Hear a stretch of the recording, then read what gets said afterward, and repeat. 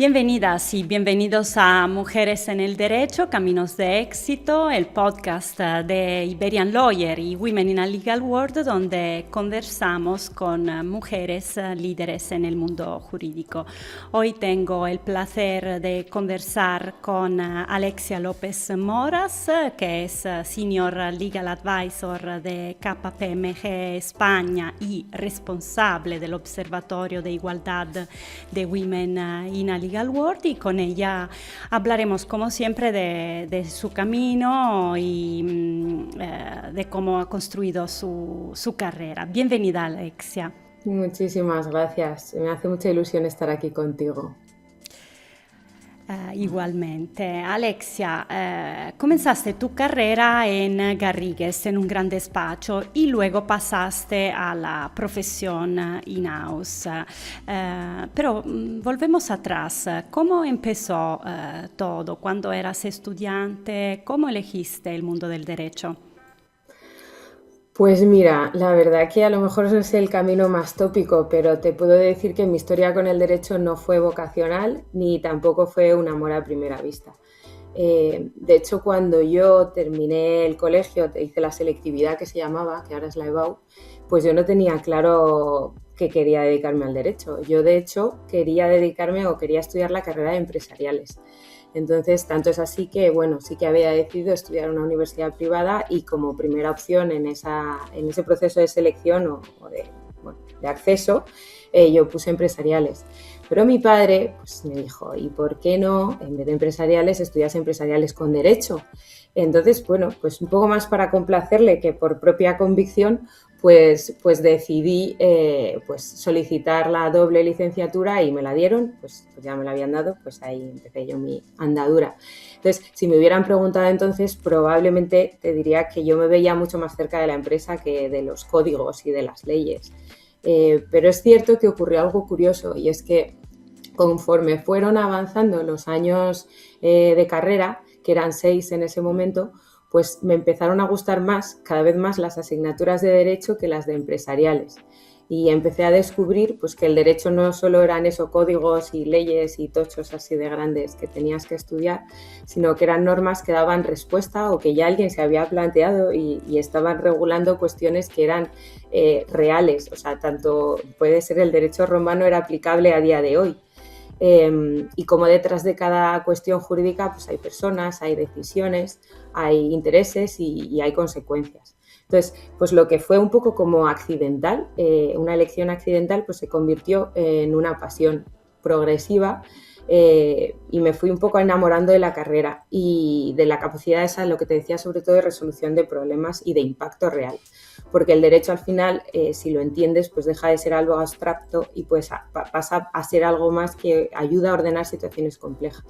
Entonces, cuando terminé, pues se me abría mucho abanico de posibilidades, pero decidí meterme, como tú indicabas, en un gran despacho. Y allí pues tuve la suerte inmensa de poder aprender de los mejores, profesionales extraordinarios y adquirir una base técnica pues muy sólida. Pero fueron años muy difíciles, ¿eh? Además, a nivel personal, pues yo ya empecé, pues ya me casé, empecé a tener niños y bueno, pues cada vez se me hizo un poco cuesta arriba. Entonces, en un momento dado se me planteó la posibilidad de pasar a la abogacía in-house que tú decías, en este caso en KPMG, y oye, pues dije, ¿y por qué no? Vivir el derecho desde otra perspectiva, más cercana a negocio, pues más a estrategia, a toma de decisiones. Entonces, bueno, pues la verdad que ahora pensándolo, pues tiene cierto sentido mi trayectoria, porque en realidad pues yo dudaba entre empresariales y derecho y hice pues al final empecé un derecho y lo terminé muy aplicando a la empresa, es decir, adquirí cierto equilibrio entre esos dos mundos en los que dudaba. Entonces, bueno, pues como toda relación, como te decía, no de flechazo, sino un poco progresiva, pues quizá por eso pues se ha convertido en una relación muy duradera y muy estable en el tiempo. Así que trayectoria diferente, supongo. Sí, sí, sí, sí.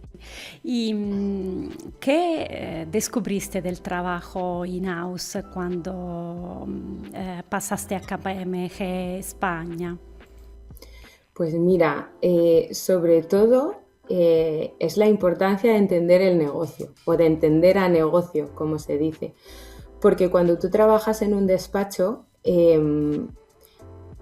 tú ves muy claras, entiéndeme, ves muy claras las cosas o ves muy claro lo que es mejor desde un punto de vista desde fuera. Es decir, tu foco es ofrecer la mejor solución jurídica, la que tiene mayor rigor técnico, el análisis más exhaustivo y la calidad en la ejecución. Y es impecable esa solución. O sea, desde un despacho vas a dar la mejor opinión legal o el mejor informe jurídico sobre determinada materia. El problema es que cuando pasas al otro lado y empiezas a trabajar dentro de una organización, pues a veces descubres que la mejor solución jurídica no es siempre la más adecuada para el entorno y para la empresa. Es aquella que, además de ser buena técnicamente, es viable, pues es útil, es proporcionada y, sobre todo, no perdamos en que la visión estratégica de la compañía pues tiene que estar alineada o la decisión debe estar alineada con esos objetivos estratégicos. Entonces, esto es un cambio de perspectiva radical. Aprendes que un abogado interno no es un stopper.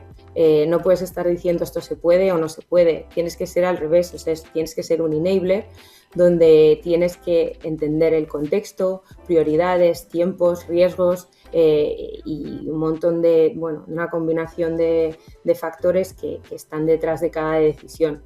Y eso te hace hablar más lenguajes que el estrictamente jurídico, como te decía. O sea, tú puedes tener un lenguaje jurídico, técnicamente jurídico impecable, pero además tienes que hablar el lenguaje de negocio, de riesgos, de gestión, de estrategia, de reputación, de tecnología, ahora mismo súper importante, y sobre todo de equipos, porque son muchos equipos o las decisiones se toman de una manera multidisciplinar y eso es muy enriquecedor. Y también, te permite estar cuando eres in-house y es muy importante esto, es que estás en todo el proceso de decisiones, no estás al final o al principio. Tú vives las decisiones e incluso puedes ir modificando tu propio pensamiento y la propia decisión evoluciona en función de las circunstancias. No llegas, impones algo y te vas, estás ahí y entonces estás conviviendo con negocio. Por eso yo siempre digo, creo que es algo bastante en lo que hay consenso, que es que el abogado in-house es un socio estratégico de negocio. Y esta cercanía a las estrategias, ¿no? de la que justamente hablas, y esta cercanía también a las a la toma de decisiones, ¿qué te ha enseñado sobre el liderazgo? Bueno, liderazgo, eso sí que es un temazo. Liderar, yo cuando era más joven, cuando te hablo de esos últimos años de carrera o esos primeros de despacho que hablábamos, para mí el líder era el que tenía respuestas, que tenía la mejor respuesta más rápida y, ¿sabes? Y que tú ya tenías ahí algo en el que mirar, un espejo donde mirarte. Con el tiempo yo he descubierto que liderar tiene mucho más que ver, en vez de con dar respuestas, con hacer buenas preguntas, con escuchar de verdad y ayudar a otros para que puedan desarrollarse en todo su potencial. Entonces, para mí liderar significa principalmente generar confianza. Es crear un entorno donde las personas se sientan escuchadas, valoradas y seguras para opinar, aprender e incluso equivocarse. Y porque sin confianza, pues el equipo es muy difícil que crezca y un líder no es nada sin un equipo. Entonces, la verdad que creo que no se ejerce desde el cargo, que era quizá lo que veíamos erróneamente cuando estás estudiando en tus primeros años. Creo que liderar se hace desde el ejemplo, se ejerce desde el ejemplo, porque las personas observan mucho más de lo que dicen. Y por eso para mí la coherencia es algo fundamental y una de las herramientas de liderazgo quizá más poderosas. Y luego hay otro punto que también me gusta pensar y que creo que es fundamental en un buen líder, que es combinar la excelencia con la humanidad. Es decir, la excelencia es súper necesaria, pero no puede estar reñida ni mucho menos con la empatía. Yo creo que los mejores equipos son aquellos en los que existe rigor y una técnica impecable, pero también hay responsabilidad y se cuida a las personas. Entonces, al final es cierto acto de servicio, ¿sabes? Es como algo que hace que el equipo pues trabaje mejor. Y luego pues también creo que es algo en evolución, o sea, que un líder va evolucionando y también creo que por ello un líder requiere formación continua. O sea, hay líderes innatos, claro que hay líderes innatos, pero creo que también hay líderes que se hacen con una formación adecuada. Entonces, bueno, pues eso, la formación me parece fundamental. Yo, de hecho, quiero decir, como ejemplo, pues recientemente he participado, hemos terminado hace una semana o dos, la cuarta edición del Legal Leadership Development Program que organiza Harvard junto con Women in a Legal World. Y la verdad que ha sido una experiencia muy, muy poderosa, de un cierto empoderamiento y que te hace replantearte cosas y nada, pues estoy ahora viendo cómo llevar estas cosas a la práctica no solo por el propio bien personal, sino por el del equipo, que creo que es fundamental. Así que un concepto complicado, ¿eh? Sí, es verdad.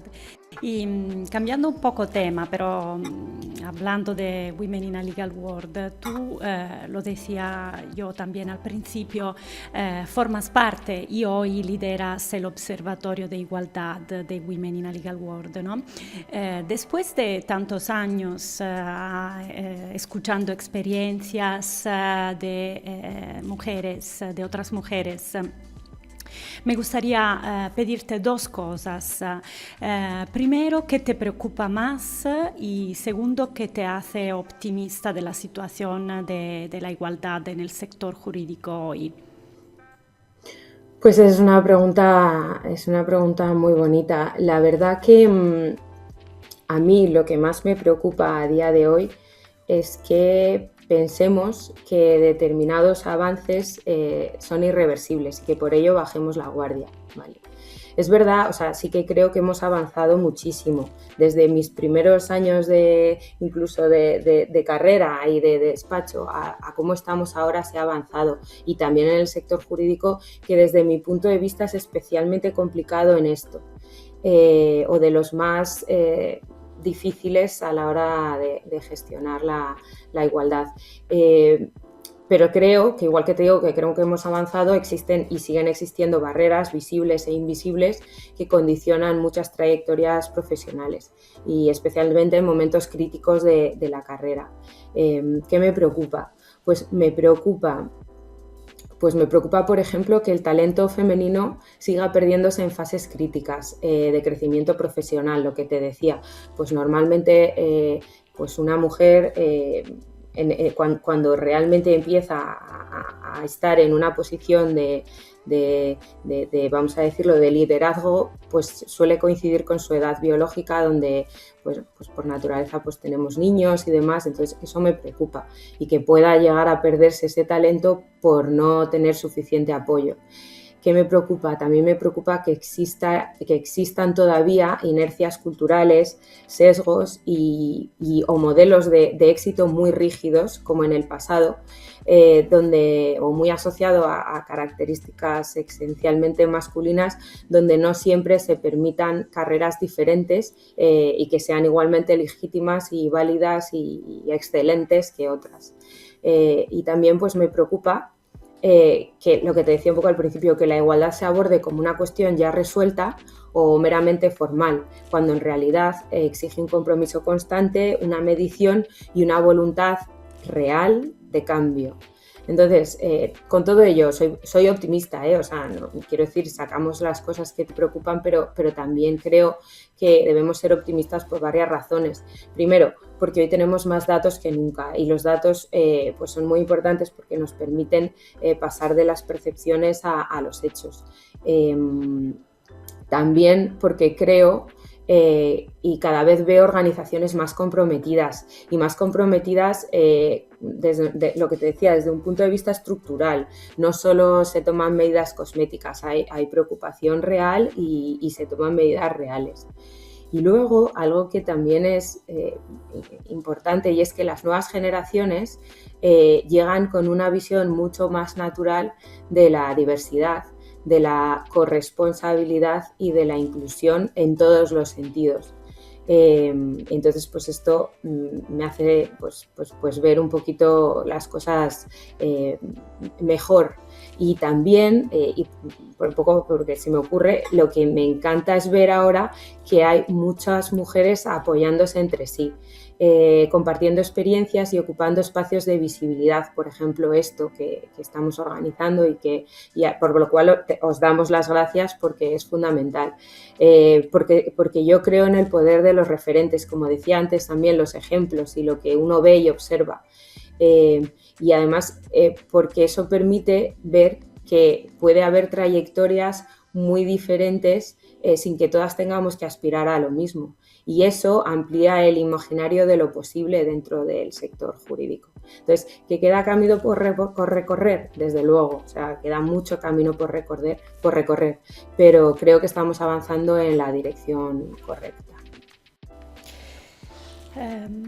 Hablabas de estudiantes, ¿no? También de nuevas generaciones. Tú también eres mentora, es otra cosa que haces.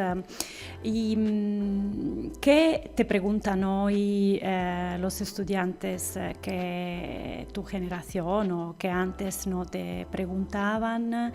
¿Y qué se aprende del mentorship? Porque también los mentores aprenden algo de los jóvenes, ¿no? Muchísimo, desde luego. Pues es una experiencia muy interesante. Yo sigo haciéndola prácticamente desde que terminé la universidad quizá no tanto, pero llevo ya muchos años ligada a este mundo en la universidad. Entonces, ¿qué me llama la atención? Lo que más me llama la atención de las nuevas generaciones es que ellos se preguntan desde el principio cómo quieren trabajar y no solo dónde quieren trabajar. Preguntan por conciliación, por bienestar, por propósito de la empresa, por desarrollo personal, por impacto, o sea, no solo profesional, o sea, impacto y desarrollo personal y profesional, por cultura de equipo. Entonces, son cuestiones que, fíjate que tampoco estamos tan lejos de ellos, pero a mí me llaman mucho la atención porque en mi generación nosotros no nos cuestionábamos esos, nos lo cuestionábamos pero mucho más tarde, o sea, llegábamos a esas conclusiones mucho después, cuando quizá ya llevábamos muchos años en el sistema profesional. Entonces, nosotros me refiero a mi generación, estábamos centrados en encontrar un buen despacho, un buen lugar donde desarrollarnos profesionalmente, aprender mucho, trabajar muchísimo y construir una carrera muy sólida. Y nos daba igual que si en ello perdíamos en cierta manera nuestra vida personal. Y todo ello sigue siendo importante, yo creo que lo es, pero ellos aportan este plus que hablan algo más sobre la sostenibilidad de la carrera en el tiempo, que eso es algo que desde luego yo, quizá hablo muy desde mi experiencia personal, yo no me planteaba, es decir, estabas ahí, te metías en la rueda y seguías, y era difícil, ¿sabes?, sacar la cabeza y ver este tipo de cuestiones. Entonces ellos se preguntan, ¿y voy a poder vivir así muchos años? ¿Y este entorno encaja con mis valores? ¿O qué impacto va a tener mi trabajo? Pues son cosas que hacen que tú aprendas, que es lo que tú me decías. Yo aprendo de ellos, me ayudan a cuestionarme inercias que durante muchísimo tiempo pues yo di por normales, que quizá era yo la que tenía una visión incorrecta, ¿sabes lo que te quiero decir? Entonces, eso enlaza con lo que te decía antes, ayuda y recuerda a entender que no hay una única forma de tener una carrera de éxito profesional y que se puede tener y se puede construir desde lugares pues muy diferentes. Pues muy enriquecedor, la verdad. Hablamos ahora un poco más de lo personal. Mirando hacia atrás, ¿recuerdas algún momento en que dudaste de ti misma y cómo, y también de la dirección, ¿no?, que estabas tomando tú, tu carrera? ¿Qué aprendiste de este momento? Pues mira, obviamente, y quien diga lo contrario yo creo que no está siendo sincero ni con los demás ni consigo mismo. Yo he dudado y he dudado mucho, y sobre todo en momentos de transición, cuando tenía que tomar decisiones importantes y no tenía una certeza de que fueran las correctas. Entonces, por ejemplo, una es la que te contaba antes: el cambio de despacho a empresa para mí fue pues una etapa complicada. Porque yo venía de un entorno muy exigente, muy intenso y además como muy reconocible y reconocido dentro de la profesión. Había construido allí mi carrera, tenía una identidad muy ligada al despacho, y además cambiar lo que para ti era el paradigma, o para mí era el paradigma de éxito, pues fue muy difícil, por así decirlo. Y tuve muchísimas dudas. Me preguntaba todo el rato si estaba tomando la decisión correcta, si estaba renunciando a algo importante, si ese cambio era irreversible, si me iba a afectar ya toda mi carrera a futuro. Entonces, muy difícil y muy duro, la verdad. Con el tiempo, la verdad que lo ves, miras un poco hacia atrás y ves que las decisiones importantes no se toman siempre con una certeza, sino con convicción, con honestidad y sobre todo con la información que tú tienes en ese momento y cómo tú te encuentras en ese momento. Entonces, lo que sí que aprendí y también trato de enseñarles a los estudiantes con los que pues realizo estas mentorías y demás, es que cambiar de rumbo tampoco implica equivocarse o necesariamente abandonar un camino, sino que también es evolucionar. No hace falta, hombre, es necesario tener un plan, siempre es necesario tener un plan, pero no hace falta que sea el plan perfecto a 10 años vista. Lo importante yo creo que es seguir aprendiendo, mantener una curiosidad personal y profesional, escuchar tus prioridades y tener la capacidad sobre todo de adaptarte. Cuando la vida personal o profesional te muestra nuevas necesidades o que tú en ese momento pues son para ti importantes. Siguiendo con esto, hay una pregunta que me gusta tal vez hacer a las mujeres con las que me siento a hablar de su recorrido, y es, ¿cuál ha sido tu fracaso favorito? O sea, ese momento que dolió, pero que hoy no borrarías. Pues igual te digo, lo enlazo un poco todo, ¿sabes? Mi fracaso favorito probablemente es lo que te estaba contando, ¿sabes? Pues probablemente fue dejar el despacho, porque para mí fue... yo tenía mi modelo de éxito profesional, que es lo que te decía, que era llegar a ser socia del despacho. Era mi objetivo y mi referencia de éxito. Entonces, cuando tomé esa decisión de marcharme, pensé en cierta manera que estaba renunciando a un sueño y casi lo viví como un fracaso. Pero es verdad que detrás de eso había una reflexión mucho más profunda, y es que yo estaba intentando llegar a todo y ser todo para todos. Entonces, yo quería ser la mejor abogada posible, pero también quería ser la mejor madre posible, y quería ser la mejor amiga, y quería ser la mejor hija, y quería ser la mejor esposa, y quería. Y llegó un momento en el que esa exigencia permanente me empezó a generar más infelicidad e insatisfacción, más que satisfacción. Entonces, no era solo cansancio, ni tampoco era un burnout, era una sensación de que estaba fallándome a mí misma y a mi modelo de éxito. Entonces, recuerdo la entrevista de salida, que además era una socia en el despacho, y yo le expliqué esto, que admiraba profundamente lo que ella había conseguido, pero que yo no estaba siendo capaz de encontrar este equilibrio que necesitaba para sentirme de alguna manera plena y más feliz. Y y la verdad que sus respuestas fueron de las cosas que también siempre yo me llevo en mi mochila y en las anécdotas.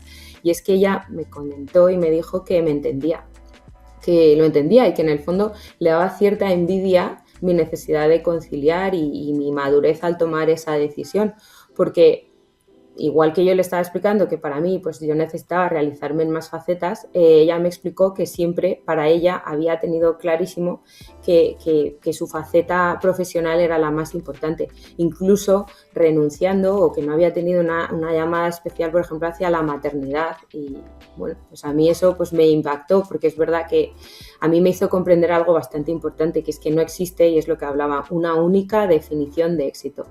Hay personas para las que el éxito está en construir una carrera de una manera prioritaria y eso es perfectamente legítimo, pero hay otras para las que el éxito a lo mejor pasa por integrar pues distintas facetas de la vida de una manera mucho más equilibrada, y eso también es éxito. Entonces, ¿cómo lo veo ahora? No lo veo como un fracaso. De hecho, para mí ahora pues ha sido un punto determinante en mi carrera y quizá un motivo ahora de que pues esté mucho más feliz, por así decirlo. Fue una decisión valiente y honesta conmigo misma, y aprendí que bueno, pues que hay planes, sí, pero los planes con 20 años, o sea, los que tienes con 20 pues pueden cambiar con 30 y pueden cambiar con 40 y con 50 y con 60, y lo más importante es entenderse a uno mismo y ver que tus prioridades pueden cambiar y hay que tener la valentía de actuar en consecuencia. Entonces, ¿borrarías este momento? Pues no lo borraría, porque que me dolió, pero me ayuda a reconvertirme, a construir una carrera y una vida mucho más alineada con lo que yo soy en realidad. Es muy relevante lo que dices y también se conecta con lo que decías antes, ¿no? Sobre estas nuevas generaciones que cuidan más desde el principio, ya a los 20 y a los primeros 30, ese equilibrio entre vida personal y profesional. Hoy, tú, ¿cómo lo logras este equilibrio? ¿Cómo lo consigues? Pues mira, he aprendido, como te decía, que tampoco el equilibrio es un estado permanente. También es algo dinámico, que va cambiando según tu etapa vital y profesional y cómo estén, yo qué sé, tus padres, tus hijos y cómo esté toda tu vida en general.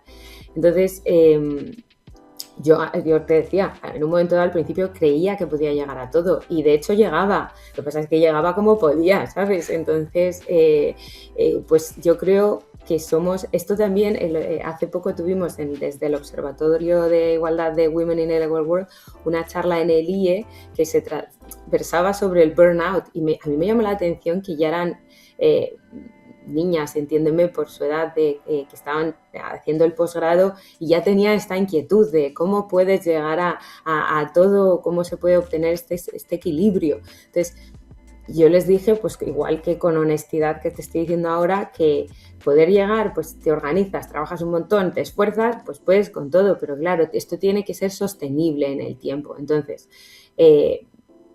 creo y de verdad además lo practico, que bueno, hay que para ser el mejor profesional hay que cuidar los espacios que te permiten recargar energía y ver las cosas con claridad.